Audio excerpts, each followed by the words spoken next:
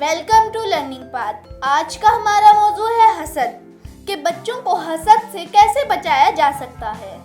हसद से मुराद दूसरों की हासिल नेमतों से जलना या उससे छिन जाने की तमन्ना करना। हसद माशरती बीमारियों में से एक खतरनाक मर्ज है।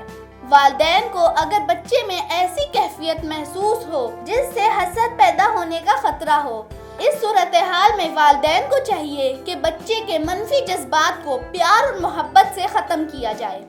बाज़ औक़ात किसी घर में वालिदैन एक बच्चे को अहमियत नहीं दे रहे होते, जिससे उसमें हसद और एहसास कमतरी पैदा हो जाती है।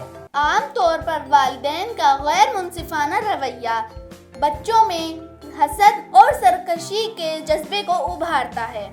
एक बच्चा जब देखता है उसके दूसरे बहन भाइयों के पास सहूलतें और खिलौने मुयस्सर हैं, तो वो उसके पास क्यों नहीं, तो वो एहसास कमतरी का शिकार हो जाता है और उसमें हसद और बोझ पैदा हो जाता है।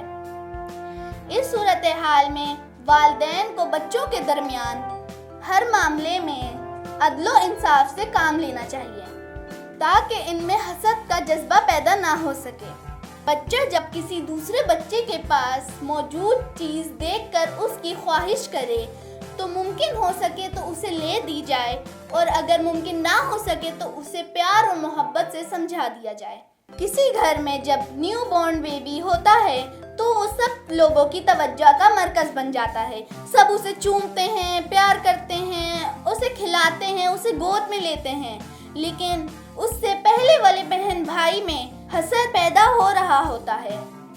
इस सूरत हाल में वालिदैन को चाहिए उससे पहले बहन भाइयों को भी उतनी ही तवज्जो दी जाए जितनी न्यू बॉर्न बेबी को दी जा रही होती है, ताकि इनमें प्यार और मोहब्बत बढ़े। आज का हमारा मौजू हसद पर था।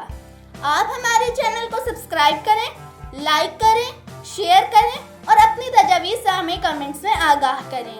शुक्रिया, वस्सलाम।